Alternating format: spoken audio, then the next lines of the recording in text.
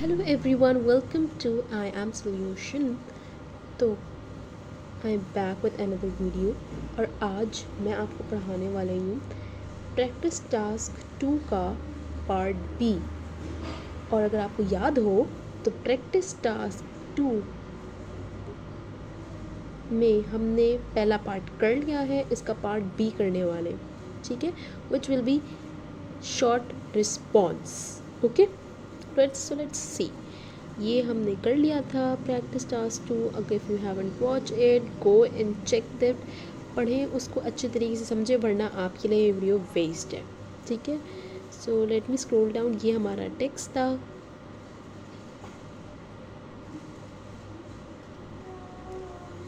Late me show it to you.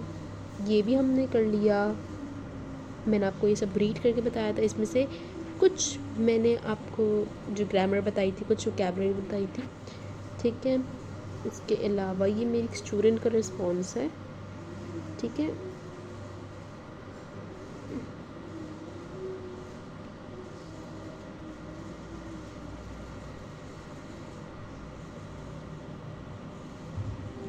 Here it is.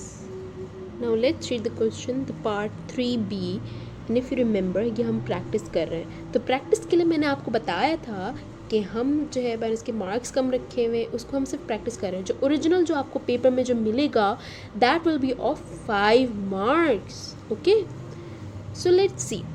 हमारा जो part 3b होगा, हम पढ़ते हैं। सवाल लिखा हुआ है, imagine you are guiding a group of young adventurous tourists who are eager to explore recreational activities in Malawi. Okay? वो आपसे सवाल आपसे ये कह रहा है कि आप जो है ना एक गाइडिंग ग्रुप में हैं, जिसमें आपको वो कह रहा है कि एक यंग एडवेंचरस टूरिस्ट को क्या चीज़ सबसे ज़्यादा अट्रैक्ट कर रही है, मलावी में ऐसा है क्या, ठीक है। और नीचे उससे सवाल में लिखा हुआ है, give your answer to the question using information from the text, ठीक है।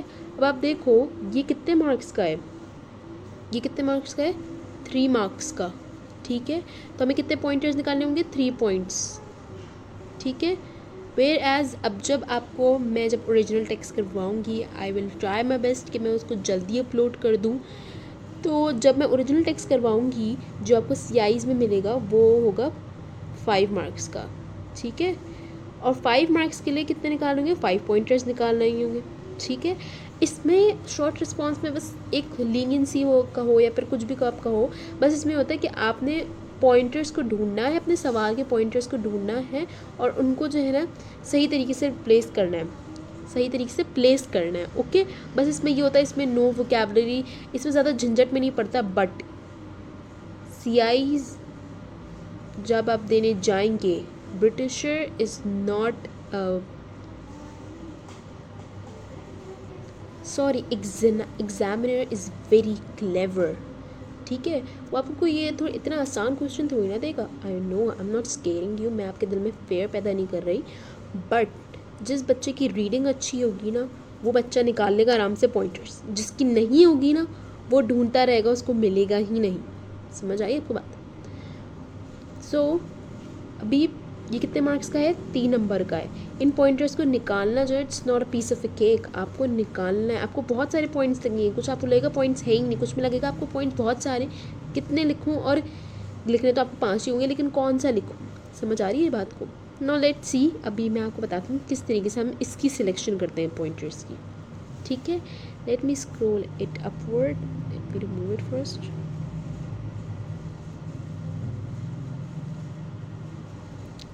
तो हमारा जो टास्क था, अब क्योंकि हम सारा जो टास्क है वो पढ़ चुके हैं, तो आपको आइडिया हो गया होगा कि भाई कि एडवेंचरस टूरिस्ट यार को आते हैं ना, उनको एडवेंचर करना होता है, तो क्या है, ठीक है, कुछ एक्सप्लोर करने के लिए मलावी में ऐसा क्या है। तो हमने सबसे पहले अभी पॉइंटर्स हमने निकाले हैं, उनमें से हम देख लेते हैं जो पॉइंटर्स, हमारा टाइम बच जाएगा। अब देखो ये पॉइंटर्स, ये वाले पॉइंटर्स, ठीक है। इफ़ यू सी, हमने एक ये वाला पॉइंटर देखो, Sandy beach and mango tree, मतलब वो एग्जांपल दे के बता रहे हैं, मैंगो ट्री, ये बात समझ आई। उसके अलावा वाटर स्पोर्ट्स, ठीक है, और कोई आप लोग वाइल्ड लाइफ पार्क्स भी लिख सकते हैं, ठीक है। एक और मैं आपको दिखा दूँ, let me search it upwards, ठीक है। एक और दिखा देते हैं आपको, लिखने तो हमें 3 है लेकिन मैं वैसे ही आपको एज एग्जाम्पल 4 सिलेक्शन करके दिखा रही हूँ, ठीक है। Here is the point लिखा हुआ, in contrast Naika National Park is set in rolling green hills with acres of grassland, over 400 species of birds। वही ना, एक उनके पास ग्रीन लैंड है, उनके पास ओवर 400 स्पीशीज़ 200 स्पीशीज़ हैं, ठीक है। एक ये पॉइंट ले लिया, ठीक है। अब उसको कैसे लिखा हुआ कैसे है वो हम देख लेते हैं।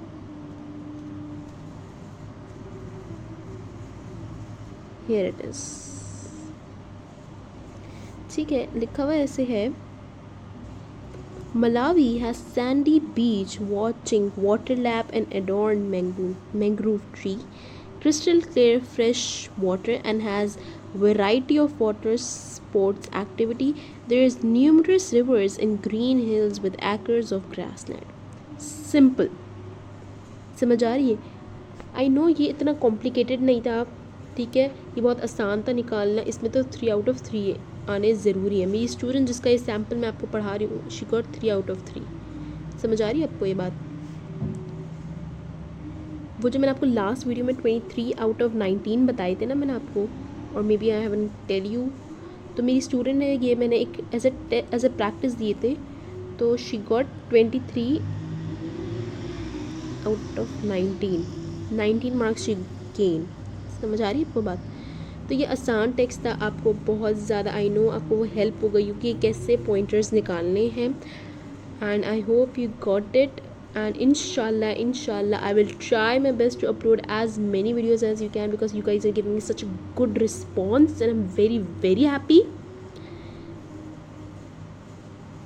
Till then make sure to give me your constant support and I will try my best, and I hope you guys are practicing। Time ज़ाया मत करो, पढ़ लो, ठीक है।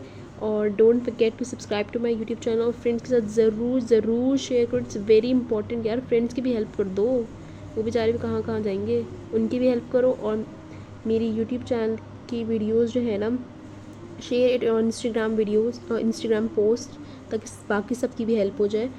दूसरा ये कि don't forget to hit the like button, okay. Till then अल्लाह हाफिज़।